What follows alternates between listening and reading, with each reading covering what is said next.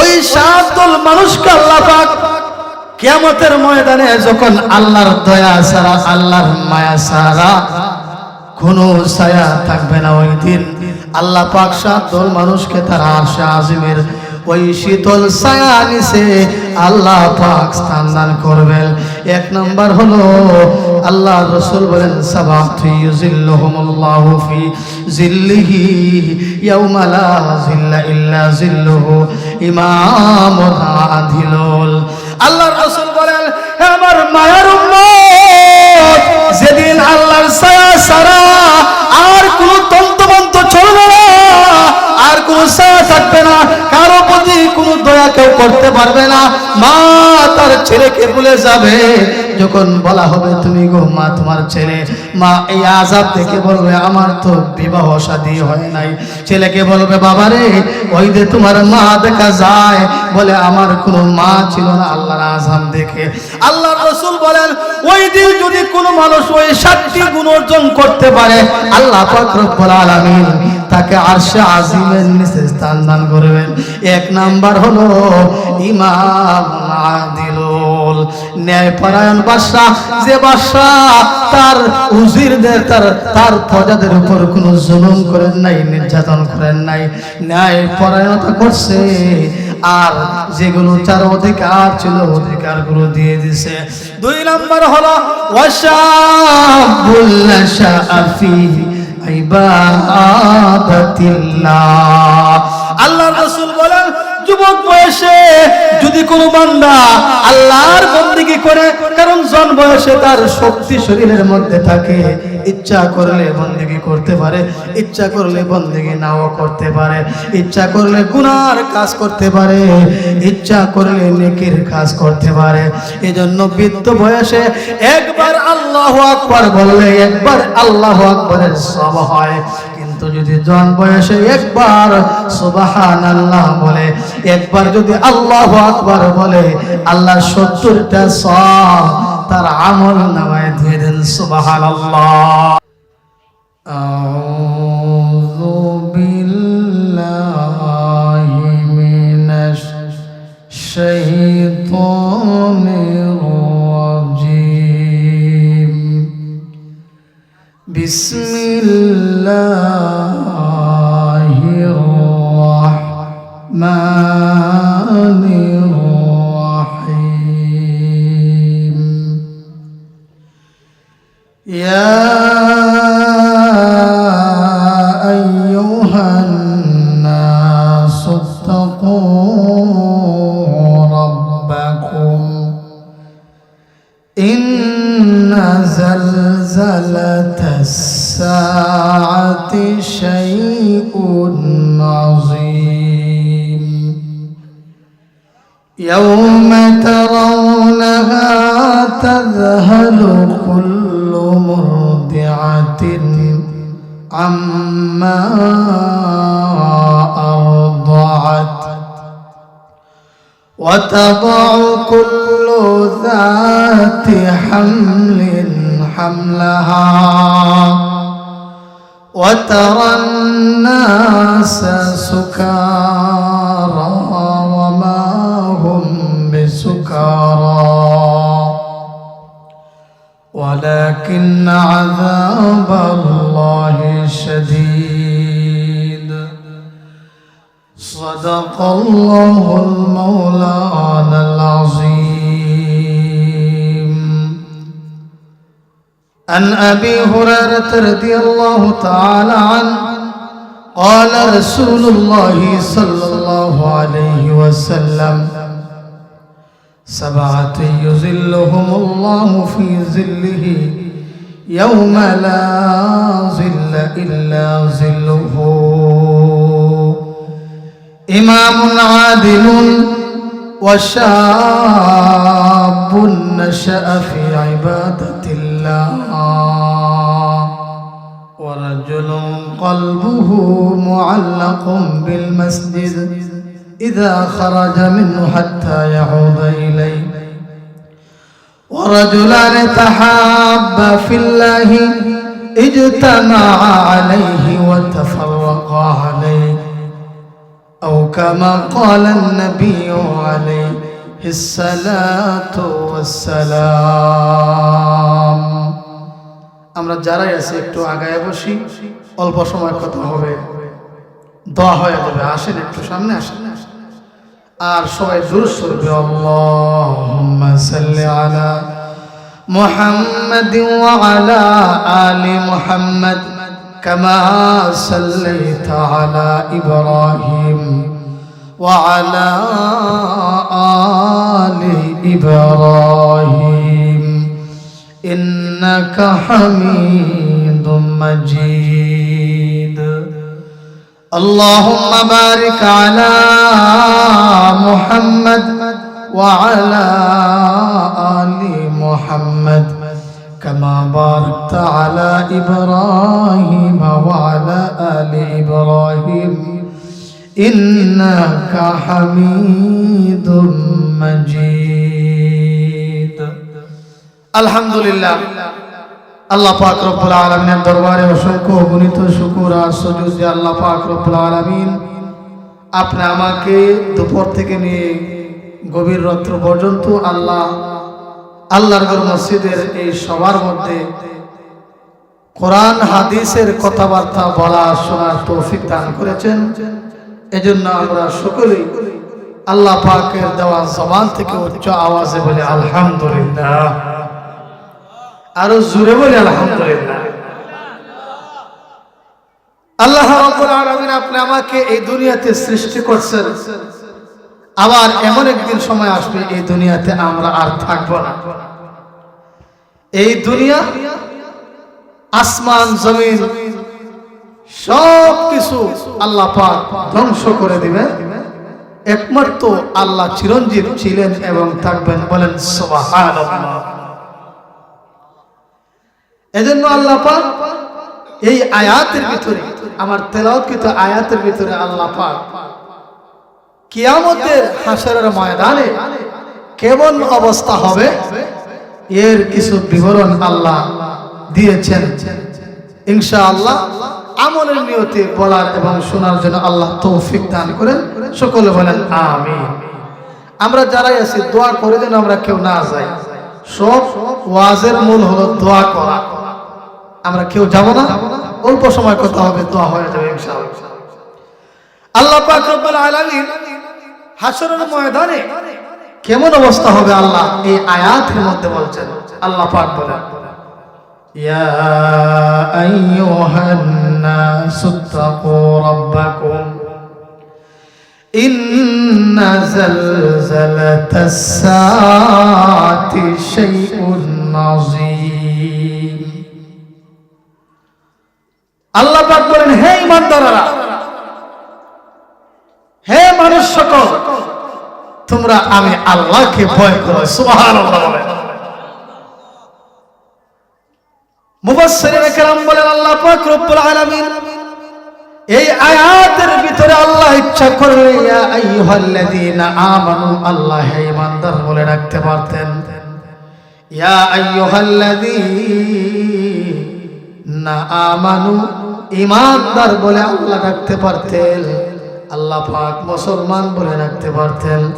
আল্লাহ পাক রব্বুল আলামিন মুফাসসিরিনে কেরাম বলেন এই আয়াতের ভিতরে আল্লাহ ইয়া আইয়ুহান নাস, এই মানুষের ভিতরে আল্লাহ নাস বলে আল্লাহ উল্লেখ করেছেন। আল্লাহ পাক বলেন এই মানুষকে আমি আল্লাহ, মানুষের ভিতরে যেমন মুসলমান রয়েছে, মানুষের ভিতরে হিন্দু শামিল রয়েছে, মানুষের ভিতরে আল্লাহ পাক বলেন খ্রিস্টান ইহুদি নাসারা সকলেই এই মানুষের ভিতরে আছে। আল্লাহ পাক মানুষকে বড় মায়া করে, আল্লাহ মানুষকে বড় দয়া করে এই জমিনের মধ্যে আল্লাহ প্রেরণ করেছেন। আল্লাহ পাক तमाम কুল কায়নাত মাখলুকাতকে আল্লাহ মানুষের জন্য সৃষ্টি করেছেন। আর तमाम জমিনের ভিতরে আল্লাহ যত কিছু সৃষ্টি করেছেন মানুষের উপকারের জন্য, মানুষের উপকারের জন্য। আল্লাহ বলেন বান্দারে, আমি আল্লাহ এত বড় আসমান জমিন, জমিনের ভিতরে গাছপালা নদী নালা অনেক জীব জন্তু আমি আল্লাহ সৃষ্টি করেছি বান্দারে, এই সৃষ্টি করা আমি আল্লাহ ভোগ করার জন্য না, একমাত্র আমি আল্লাহ সৃষ্টি করেছি বান্দা তোমার উপকারের জন্য, বান্দা তোমার উপকারের জন্য। আর তোমাকে আমি সৃষ্টি করেছি আমি আল্লাহর বন্দেগী করার জন্য। জোরে বলেন সুবহানাল্লাহ। আল্লাহ বলেন বান্দা ওই আরশে আজিমে আমি আল্লাহ রূহের জগতে তোমাকে আমি আল্লাহ স্বীকারোক্তি নিয়েছিলাম বান্দারে জমিনে যাওয়া। আলাস্তু বিরাব্বিকুম, বান্দা বলো তো আমি আল্লাহ তোমাদের রব কিনা, আমি আল্লাহ তোমাদের পালন কর্তা কিনা। আমরা সবাই উত্তর দিয়েছিলাম ক্বালু বালা শাহিদনা। জোরে বলেন সুবহানাল্লাহ। আমরা সবাই বলেছিলাম আল্লাহ নিশ্চয়ই আপনি আমাদের পালনেওয়ালা, নিশ্চয়ই আপনি আমাদের খালেক, নিশ্চয়ই আপনি আমাদের মালিক, নিশ্চয়ই আপনি আমাদের রিজিক দেনেওয়ালা, নিশ্চয়ই আপনি আমাদের ইজ্জত দেনেওয়ালা, নিশ্চয়ই আপনি আমাদের সব কিছু করনেওয়ালা, হায়াতের মালিক, রিজিকের মালিক, সব কিছুর মালিক মওলা। আল্লাহ গো দুনিয়াতে যাওয়ার পরে আল্লাহ তোমার হুকুম মানবো, নবীর তরিকা মানবো, আল্লাহ তোমার আইন বাস্তবায়ন করব, আল্লাহ তোমার হুকুম ছাড়া আমরা চলবো না, তোমার দ্বীনকে এই জমিনে বাস্তবায়ন করে চলবো। আল্লাহ বলেন বান্দা দুনিয়াতে আসার পরে বান্দা মূর্তি পূজায় লিপ্ত হয়েছে, বান্দা গাছের পূজায় লিপ্ত হয়েছে, মাছের পূজায় লিপ্ত হয়েছে, তারকারাজির পূজায় লিপ্ত হয়েছে। কেউ চন্দ্রের পূজা করে, কেউ সূর্যের পূজা করে, কেউ তারকারাজির পূজা করে, আরো কত কিছুকে খোদা বানায় রয়েছে। আল্লাহ বলেন বান্দা যখন দুনিয়ার জগৎ ছেড়ে দিয়ে আমি আল্লাহর কাছে কবরের জগতে আসবা, তুমি কেন ওইগুলোর পূজা করলা, তুমি কেন ওইগুলোকে মেনে চললা, তুমি কেন আমি আল্লাহর হুকুম মানলা না, নবীর তরিকা মানলা না? এই জন্য প্রত্যেকটা হিসাব নিকাশ মরার পরে আমার কাছে দিতে হবে। আল্লাহ পাক বলেন বান্দা এই হিসাব তো বলেন কথা, এরপরে যখন কবর জগতে উঠিয়া তুমি যখন আমার এই জমিনে আখিরাতের দিনে উঠবা, ওই দিনকে বলা হয় কিয়ামতের দিন। আল্লাহ বলেন ইয়া আইয়ুহান নাস তাকু রাব্বাকুম, হে মানুষ সকল তোমরা আমি আল্লাহকে ভয় করো, আমি আল্লাহকে ডরাও। আল্লাহ বলেন কেন ডরাইব মামুন, কেন তুমি আল্লাহকে ভয় করব? আল্লাহ বলেন ইন্না জালজালাতাস সাআতি শাইউন আযীম, কারণ আমি আল্লাহ দুনিয়াতে বড় বড় ভূমিকম্প দিব। সুবহানাল্লাহ। এই ভূমিকম্প শুরু আসেনি, হয়নি আমাদের দেশে, আসলে পরে আমরা ভীত সন্তুষ্ট হইয়া যাই। ফজরের সময় মসজিদের ভিতরে আর মুসল্লির জায়গা হয় না, কারণ ভূমিকম্প হয়েছে। এই সময় আল্লাহরে ডরাই, এরপরে আর নামাজই পড়ি না। আল্লাহ পাক বলেন বান্দা আমি আল্লাহ দুনিয়াতে ভূমিকম্প দান করি, এই ভূমিকম্পের কারণে জমিনের ভিতরে জালজালা সৃষ্টি হয়। তোমরা আমি আল্লাহকে ভয় করো। এমন কিছু জায়গা আছে যে জায়গার ভিতরে একবারে তলায় যায়, পৃথিবীর কোন বিজ্ঞানরা সেখানে বসতে পারে না। আল্লাহ পাক আয়াতের দ্বিতীয় আয়াতে বলেন এমন ভূমিকম্প হবে, এমন জালজালা হবে, ওরে আমার বান্দা আমি আল্লাহকে ভয় করো। দ্বিতীয় আয়াতে আল্লাহ বলেন ইয়াউমা তারাউনাহা তাযহালু কুল্লু মুরদিআতিন আম্মা আরদাত ওয়া তাদউ কুল্লু যাতি হামলিন হামলাহা। আল্লাহ বলেন ওই জালজালার কারণে তোমরা দেখতে পারবে ওই জালজালার ভিতরে এমন দৃষ্টিকোণ হবে তোমাদের। আল্লাহ পাক বলেন ইয়াউমা তারাউনাহা তাযহালু কুল্লু মুরদিআতিন আম্মা আরদাত, এমন জালজালা হবে, এমন ভয় সৃষ্টি হবে তোমাদের ভিতরে, মা তার দুগ্ধ পোষ্য শিশুকে দুধ খাওয়ানো ভুলিয়া যাবে। সুবহানাল্লাহ। আমাদের মার ভিতরে মায়া আছে কিনা? একটা মা কি এত সহজে তার সন্তানকে দুধ খাওয়ানো শেষ করে দেয়? ভুলে যায়। বুঝে গেল ভীষণ ভূমিকম্প হবে, ভীষণ আযাবে দেখা দিবে। আল্লাহ পাক বলেন তাই না, وَتَضَعُ كُلُّ ذَاتِ حَمْلٍ حَمْلَهَا وَتَرَى النَّاسَ سُكَارَى وَمَا هُمْ بِسُكَارَى وَلَكِنَّ عَذَابَ اللَّهِ شَدِيدٌ। আল্লাহ বলেন শুধু তাই না রে, যে মহিলার ভিতরে গর্ভধারণী ছিল ওই সময় গর্ভধারণ করার সময় আসে নাই, 7 বার আসমাতের হয়ে গেছে, গর্ভধারণ করার গর্ভ সঞ্চার করার সময় আসে নাই। এমন সময় ওই ভূমিকম্পের কারণে আল্লাহর আযাব থেকে এই ব্যক্তি সহ্য করতে পারবে না। আল্লাহর আযাব দেখিয়া ওই গর্ভবতী মহিলা 10 মাস 10 দিন হয় নাই, তার গর্ভকে সে করে ফেলবে। নাউজুবিল্লাহ। এরপরে আল্লাহ বলেন ওয়াতারান নাসা সুকারা ওয়া মা হুম বিসুকারা ওয়ালাকিন্না আযাবাল্লাহি শাদীদ। হে মানুষ রে, তুমি দেখতে পাবে তাকে পাগলের ন্যায়, কারণ জমিনে শান্তি নাই, ঘরের ভিতরে শান্তি নাই, কোনো জায়গায় শান্তি পাবে না, পাগল হয়ে আছে। তাকে উন্মাদ দেখা যাবে, তাকে পাগল দেখা যাবে। ও মানুষেরা রে, ও আমার বান্দার বান্দি, আসলে সে পাগল না। আমি আল্লাহর আযাব, কঠিন আযাব দেখে সে ভীত সন্ত্রস্ত হইয়া পাগলের মতো ঘুরাতে থাকবে, পাগল হয়ে যাবে। জোরে বলেন নাউজুবিল্লাহ। আমার তেলাওয়াতকৃত হাদিসের ভিতরে আল্লাহর রাসূল বলেন ওই দিন আল্লাহ তাআলার ছায়া ছাড়া, আল্লাহ তাআলার হুকুম ছাড়া আপনি আমি বাঁচতে পারবো না, আপনি আমার কোনো ছায়া থাকবে না। আল্লাহর রাসূল বলে দিলেন যদি ওই দিন আপনি আমি আমল করতে পারি, এই 7টা গুণে গুণান্বিত যদি হতে পারি রে ভাই আর বোন, তাহলে আল্লাহ পাক রব্বুল আলামিন আরশে আজিমের নিচে আপনি আমাকে স্থান দান করবেন। জোরে বলেন সুবহানাল্লাহ।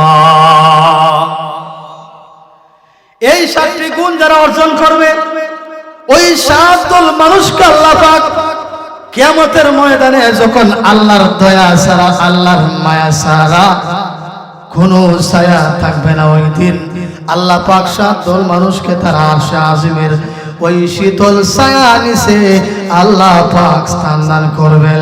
1 নাম্বার হলো আল্লাহ রাসূল বলেন সাবাতু ইউজিল্লুহুমুল্লাহু ফি জিল্লিহি ইয়াওমা লা জিল্লা ইল্লা জিল্লুহু ইমামুন আদিলুল। আল্লাহ রাসূল বলেন হে আমার মায়ের উম্মত, যেদিন আল্লাহর ছায়া ছাড়া আর কোন তন্ত্রমন্ত্র চলবে না, আর কোন ছায়া থাকবে না, কারো প্রতি কোনো দয়া কেউ করতে পারবে না।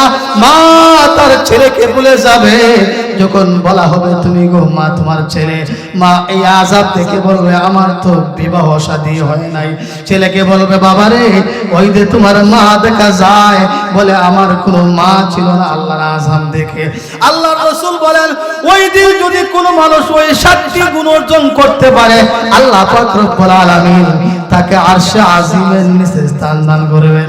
1 নাম্বার হলো ইমাম আদিলুল, ন্যায়পরায়ণ বাদশা, যে বাদশা তার উজিরদের তার প্রজাদের উপর কোনো জুলুম করেন নাই, নির্যাতন করেন নাই, ন্যায়পরায়ণতা করছে, আর যেগুলো তার অধিকার ছিল অধিকারগুলো দিয়ে দিয়েছে।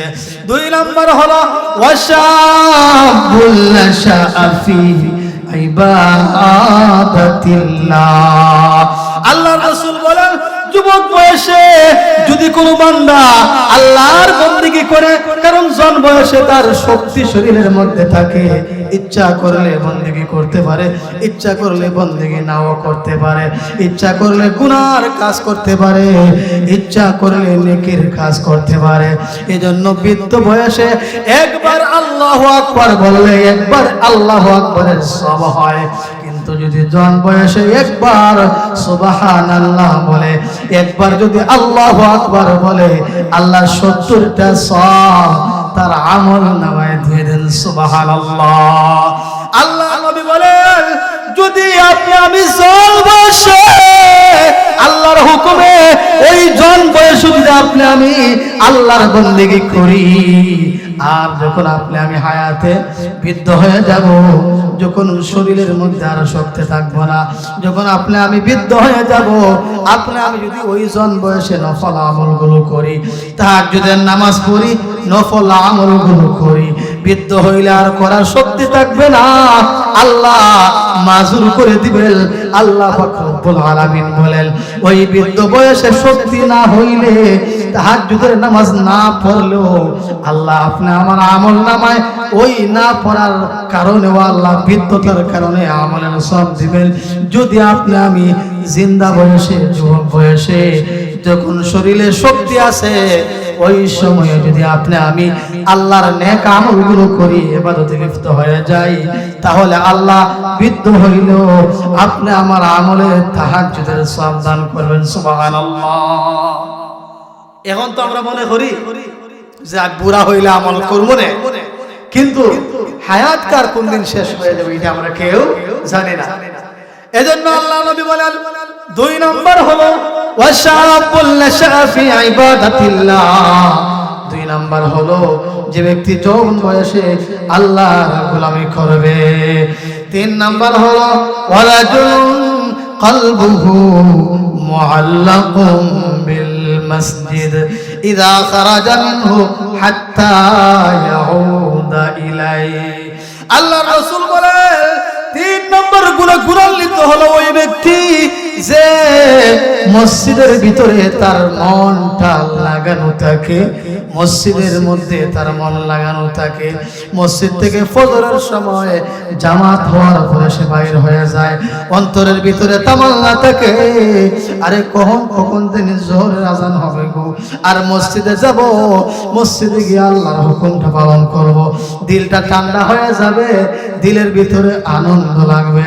আল্লাহ নবী বলে, যদি কোনো মানুষ ওই রকম তার অন্তরটা হয়ে যায়, আর যদি তার প্রত্যেকটা আজানের পরে ওই ব্যক্তির মনটা যদি মসজিদের ভিতরে লাগাই থাকে, আর আজানের পরে পরে চিন্তা করে তখন কোন সময় মসজিদে যাব, কোন সময় আজান হবে, দিলের ভিতরে যদি এমন তামান্না হয়ে যায়, আল্লাহ নবী বলেন, ওই রে আমার মায়ার উম্মতেরা রে, ওই দিন যেদিন আল্লাহর ছায়া ছাড়া কোন ছায়া থাকবে না, ওই দিন আল্লাহ পাক রব্বুল আলামিন ওই মসজিদের প্রতি টান হওয়ার কারণে, আল্লাহর হুকুমটা পালন করার কারণে আল্লাহ পাক রব্বুল আলামিন তাকে আরশে আজিমের নিচে স্থান দান করবেন। সুবহানাল্লাহ। 1 নম্বর হলো যদি ন্যায় পরায়ণ বাদশা হয়, 2 নম্বর হলো যৌবনকালে আল্লাহর বন্দেগী করলে, 3 নম্বর হলো যদি মসজিদের সাথে তার মন লাগানো থাকে, 4 নম্বর হলো ওয়ারাজুলান তাহাব্বা ফিল্লাহি ইজতামা আলাইহি ওয়া তাফাররাকা আলাইহি।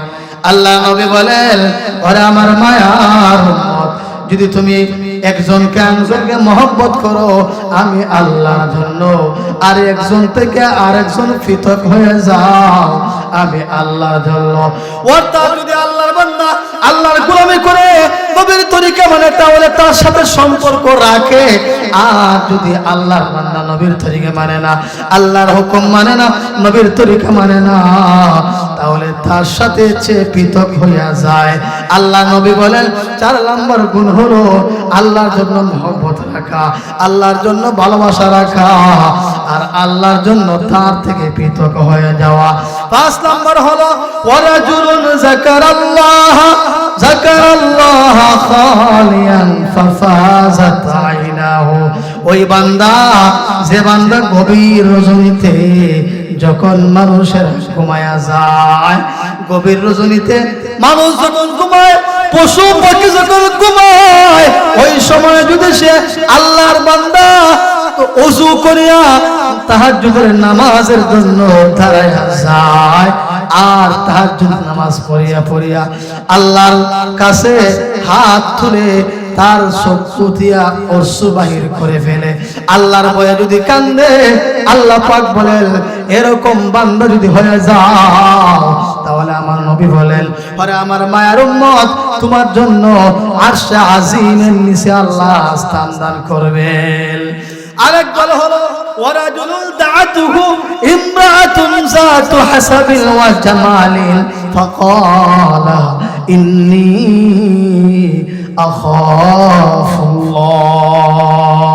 আল্লাহর রাসূল বলেন, এমন মায়ার উম্মত, একটা মহিলা যৌবনকালে তাকে কি করছে, দাওয়াত দিছে, ওরে ভাই তুই আমার মনের আশা পূরণ কর, আমার সাথে মনের ইচ্ছা যৌবনের চাহিদা মিটাও। আর ওই যুবক যৌবনের চাহিদা মিটানোর শক্তি আছে, ওই যুবক ধনী, সুন্দরী, রূপসী, মহিলাও সুন্দর, আবার সে মালে ভরা, তার দৌলত আছে। এমন মহিলা যদি আপনি যুবক বাইরে প্রশ্ন করে মোহাব্বত করিয়া কয়, বাইরে ভাই তুমি আমার যৌবনের জ্বালা তুমি নিবারণ করো, তোমাকে আমি ভালোবাসি, আর যদি ওই যুবকটা বলে ফাকালা ইন্নী আখাফুল্লাহ, ওরে বোন তুমি যত সুন্দরী হও না কেন, তুমি যত বড় ধনী হও না কেন, তোমার যত মাল থাকে, তুমি যত সুন্দরী হও, কিন্তু যতই তুমি প্রস্তাব করেছো, কিন্তু আমি আল্লাহ একজন, আমার সৃষ্টিকর্তা আল্লাহ আছে রে, ওই আল্লাহ কেউ যদি দুনিয়ার কেউ যদি না দেখে, দুনিয়ার কেউ যদি না শুনে, দুনিয়ার কেউ যদি আমার কথা শুনে না, আর তুমি আমি একাই থাকি, কিন্তু আমার আল্লাহ তো দেখতেছেন, শুনতেছেন। এ যুবক মহিলা, যতই প্রস্তাব করো আর তুমি যতই সুন্দর হয়ে যাও, আমি কিন্তু আল্লাহকে ভয় করি, ওই আল্লাহর ভয়ের কারণে তোমার সাথে আমি খারাপ কাজ করতে পারবো না। ক্বালা ইন্নী আখাফুল্লাহ, আমি আল্লাহকে ভয় করি। জোরে বলেন সুবহানাল্লাহ। এমন যুবক যদি হইয়া যায়, আল্লাহর রাসূল বলেন 6 নম্বরে তাকে আল্লাহ পাক হাসরের ময়দানে যখন আল্লাহর ছায়া ছাড়া কোনো ছায়া থাকবে না, তখন আল্লাহ পাক তাকে আরশে আজিমের নিচে স্থান দান করবেন। এরপরে আল্লাহর রাসূল বলেন ওয়ারাজুলুন তাসাদদাকা বিসাদকাতিন ফাআখফাহা হাত্তা লা তা'লামা শিমালুহু মা তুনফিকু বিয়ামিনি। আল্লাহর রাসূল বলেন আর একদল মানুষ, 7 নম্বর হলো যে সদকা খয়রাত করে, যে আল্লাহর রাস্তায় দান খয়রাত করে, আল্লাহর রাস্তায় গরিব ঘোরাঘুরি দেয়, মাদ্রাসা দেয়, মসজিদে দেয়, আল্লাহর রাস্তায় এমন ভাবে দান খয়রাত করে, আর তার ডান হাত দিয়া দান খয়রাত করে, বাম হাতে বুঝতে পারে না। আল্লাহ নবী বলেন ওরে আমার মায়ার উম্মত, যদি এমন 7টা গুণ তুমি অর্জন করতে পারো, তাহলে আমি আল্লাহ বলেছেন যখন আল্লাহর ছায়া ছাড়া কোনো ছায়া থাকবে না, তোমাদেরকে আল্লাহ পাক আরশে আজিমের নিচে স্থান দান করবেন। জোরে বলেন সুবহানাল্লাহ। এজন্য ভাইয়া 7টা গুণ অর্জন করতে আমরা রাজি আসিনি। আজকে তো আমরা বিভিন্ন শয়তানের চক্রার মধ্যে পড়িয়া আমরা আসি গুনাহ করতে। এমনও আমরা শয়তানে গুনাহ করাই যে গুনার কারণে আমরা গুনাহ যে করছি এটাও আমরা বুঝি না, আর না বোঝার কারণে তওবাও করি না, আল্লাহর কাছে মাফও চাই না। ঠিক না বেটি? আপনারা শুনছেন আসহাবে কাফের ঘটনা। আসহাবে কাফের মধ্যে এক ব্যক্তি ঈমানের পরীক্ষা দিয়েছিল। তারা পাহাড়ের ভিতর গিয়েছিল, হঠাৎ করে তুফান এসে তার পাহাড়ের গুহার ভিতরের মুখটা বন্ধ হয়ে গিয়েছিল, আপনারা জানেন। এখন গুহার ভিতরে যখন তারা ঢুকার পরে যখন পাথর আসিয়া গুহার ভিতরটা বন্ধ হয়ে গেছে, এখন তো তারা এত শক্তিশালী, এত বিশাল পাথর, যে পাথরকে মানুষ দ্বারা সরানি সম্ভব না। এখন তারা ওই পাথর থেকে রক্ষা কেমনে করবে? তখন ওই গুহার মধ্যে বসিয়া মনে মনে আলোচনা করতে লাগলো, এই তোমাদের জীবনে কোনো বালাই আছে কি? কোনো ভালো আমল করছো নিঃস্বার্থে? যদি করে থাকো তাহলে ওই আমল নিয়ে আল্লাহর কাছে আজকে চাও, অবশ্যই আল্লাহ মনে হয় আমাদেরকে একটা ব্যবস্থা করে দিবেন। আল্লাহর বান্দা এক ব্যক্তি বলতে লাগলো, আহারে আমার জীবনে অনেকগুলো ধন সম্পদের মালিক আমি ছিলাম, এমন সময় হঠাৎ করে একজন কামলা বেটা আমার কাছে আসে কর্মচারী। ওই কর্মচারী আসার পরে সে দুইজন মিলিয়ে যে কাজ করতে পারে, ওই ব্যক্তি অর্ধেক দিনের সময়ে ওই কাজ করে সেরে যায়।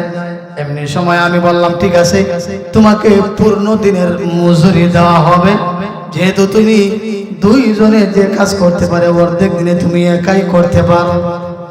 এমনি সময় ওই ব্যক্তিকে মজুরি দেওয়ার পরে আমার আরেকজন, তুমি ওই ব্যক্তিকে অর্ধেক দিনের মজুরি পুরা দিনে দিয়ে দিলা, আর আমি সারা বেলা সকাল থেকে সন্ধ্যা পর্যন্ত কাজ করি, আমাকে একই মজুরি তুমি দান করো।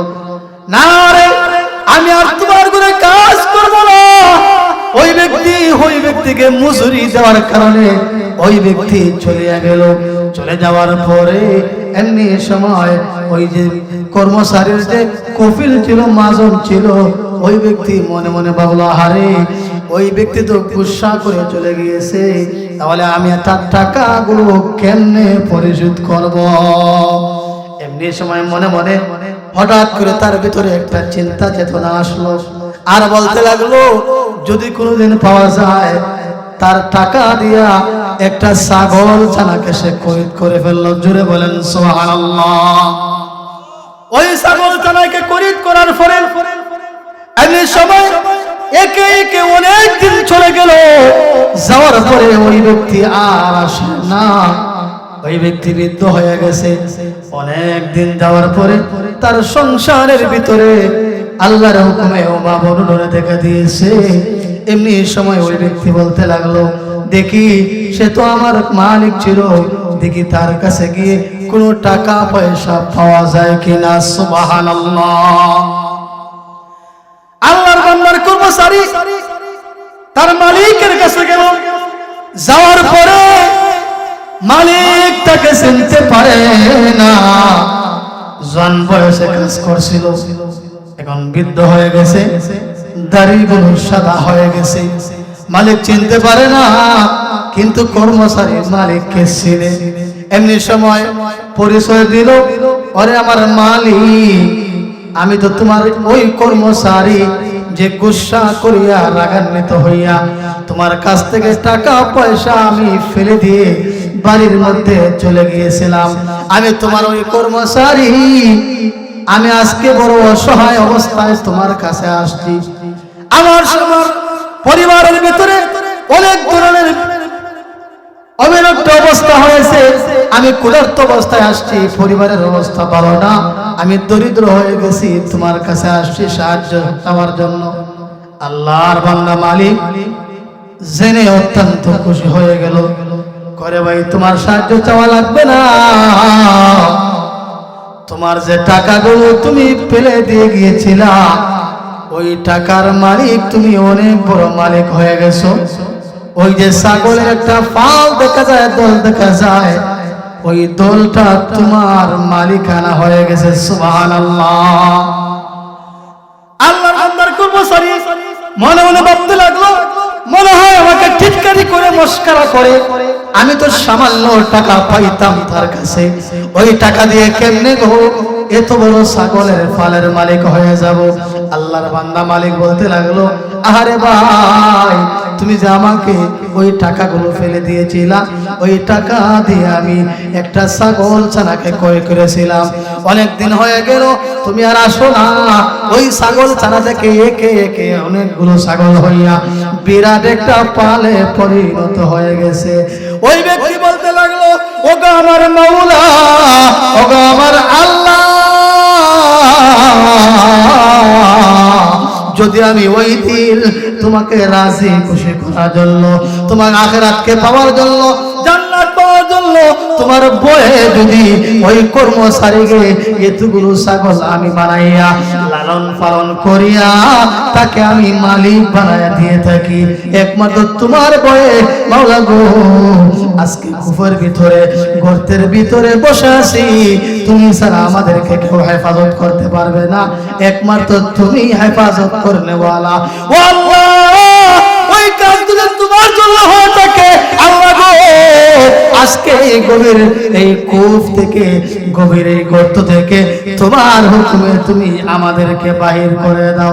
এমনি সময় যখন আল্লাহর কাছে চোখের পানি ছেড়ে দিয়া হাজারি করছে, এমনি সময় থেকে বিশাল বড় পাথরটা একটু সরিয়া সূর্যের আলো যেন ওই গর্তের ভিতরে প্রবেশ করতেছে।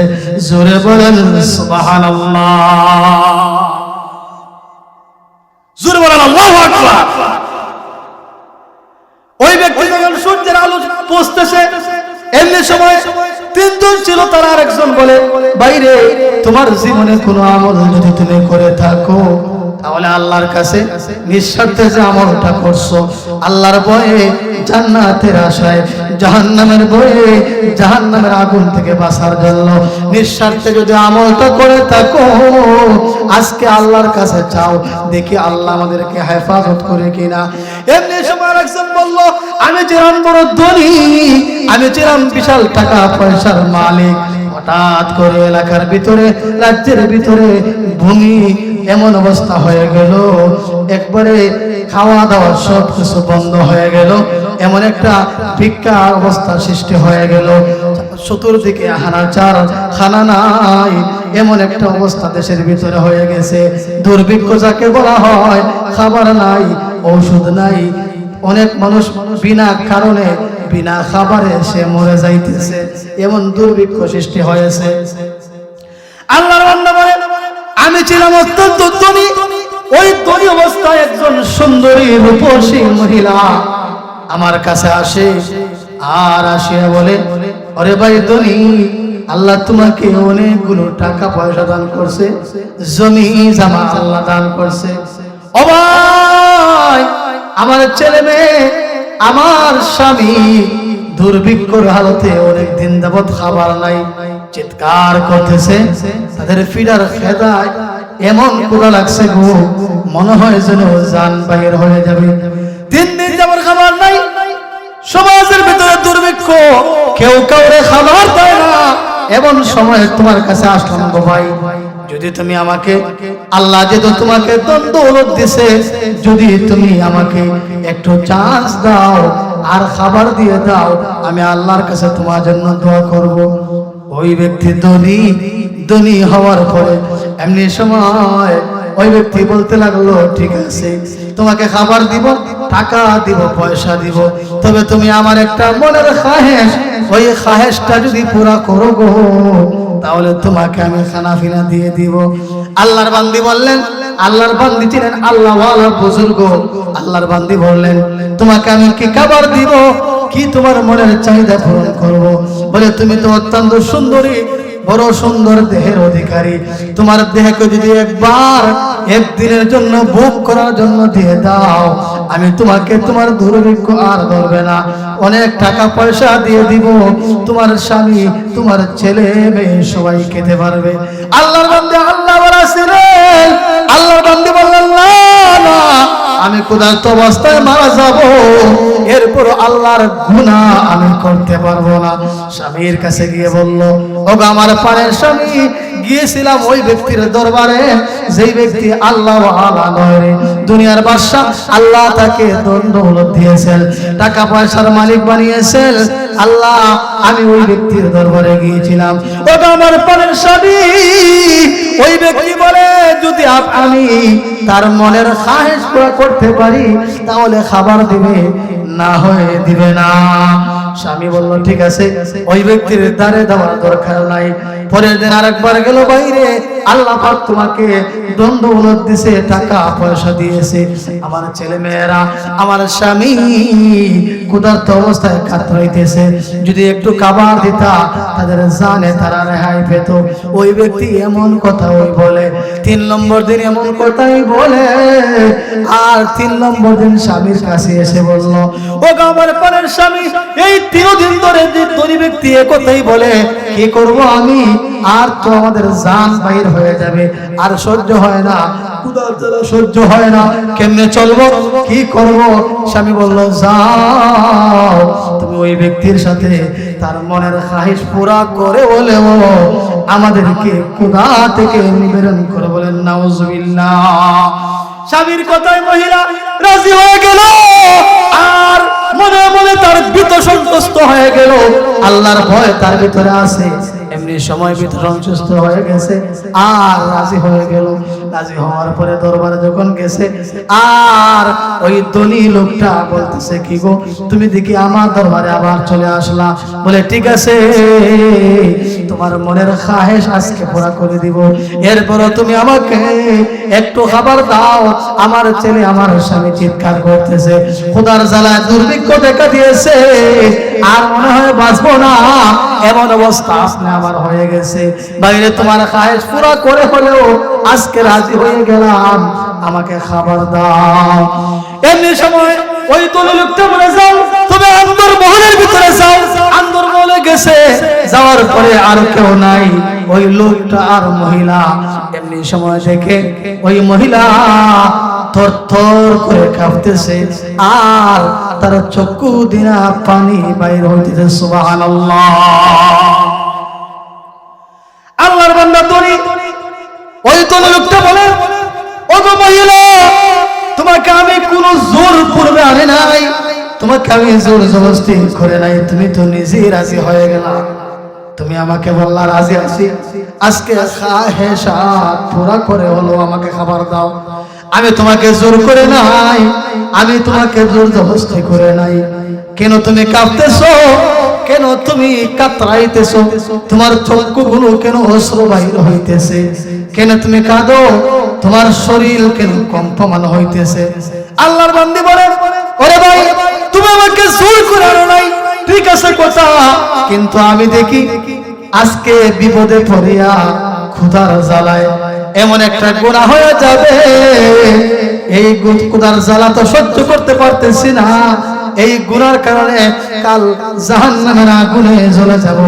এই আগুনে গেলে ওই আগুনের আযাব, জাহান্নামের শাস্তি আমি সহ্য করতে পারবো না।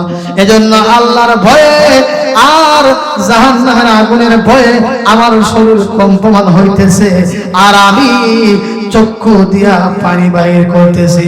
এমনি সময় ওই ব্যক্তি, ধনী ব্যক্তি বলে, আরে এত কঠিন সময়ে ওই মহিলা তার শরীর মুবারকটা থরথর করে কাঁপে আল্লাহর ভয়ে, আর সে কাঁদতেছে, আল্লাহ তো আমাকে অনেক ধন দৌলত দিয়েছে, আল্লাহ তো আমাকে অনেক কিছু মালিক বানায় আছে, আজকে এত কঠিন অবস্থায় ওই ব্যক্তি আল্লাহকে ছাড়ে না।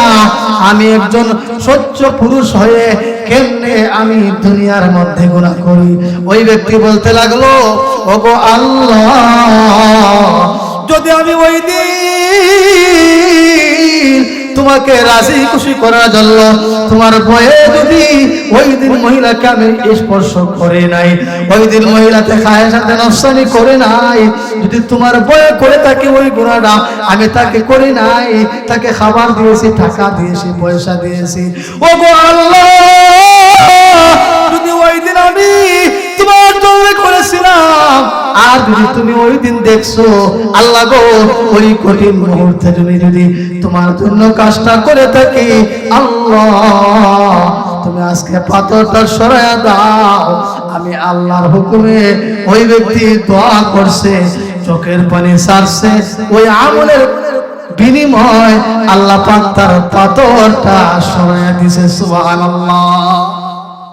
আমি শেষ করে দিব, যারা দোয়ার শরীক হওয়ার আপনারা তাড়াতাড়ি আসেন। 3 নম্বর ব্যক্তি বলল, আমি ছাগল চড়াইতাম, জঙ্গলের ভিতরে গিয়ে পাহাড়ে জঙ্গলে আমি ছাগল চড়াইতাম, আর ওই ছাগলগুলো আমি বাড়িতে নিয়ে ওই ছাগলগুলোর দুধকে আমি দহন করিয়া আমি আমার ছেলে সন্তান কে না খাওয়াইয়া আমি আমার মা বাবাকে সর্বপ্রথম ওই দুধটা খাওয়াইতাম। সুবহানাল্লাহ। ওই ব্যক্তি বলে একদিন আমার ছাগলগুলো, একটি ছাগল হারা যায়, ওই ছাগলটা আমি তালাশ করতে করতে এমন অবস্থা হয়ে গেল, অনেক রাত্র হয়ে গেল।